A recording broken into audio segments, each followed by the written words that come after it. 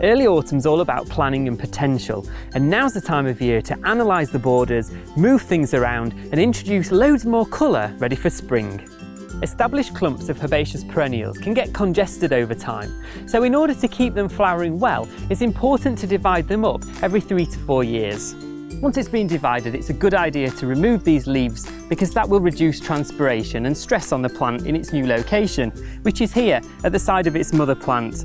Firm it gently and make sure you water it over the coming weeks. I'll just pop this other plant back in, it'll never even know it's been moved.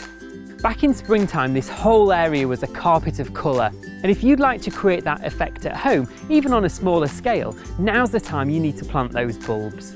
We're aiming to plant this 2-inch high bulb about 6 inches deep in the soil. Place the bulb in the hole with the roots facing downwards. Then replace with the soil and gently tap down. This woodland soil is full of nutrition and it smells amazing. It's the perfect new home for these little crocus corms, which I'm going to plant using a dibber. By making a small insertion into the soil, place the corm in and cover it back over. But if you don't have your own woodland and you only have a small garden, I'm going to show you how you can grow bulbs in pots. I like to call this my bulb lasagna. I've started off with a base layer of compost in the bottom of the pot, and then I've put 5 hyacinths in there. I'll then sprinkle over some compost and put in the narcissi, which are the second biggest bulbs. This variety is called Tate-a-Tate. The next layer of bulbs are these irises. They're a medium-sized bulb, so I'm going to pack them in quite tightly. And finally, in between these, I'm going to put some snowdrops and crocuses.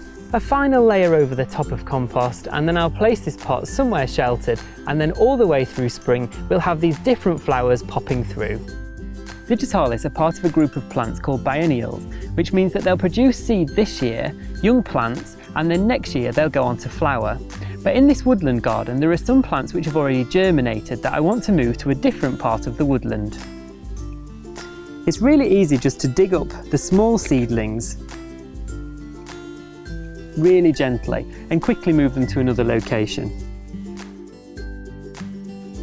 Other tasks to complete this month include pruning evergreen hedges such as yew and removing the dead heads from flowering lavender. This will tidy the plant up for winter.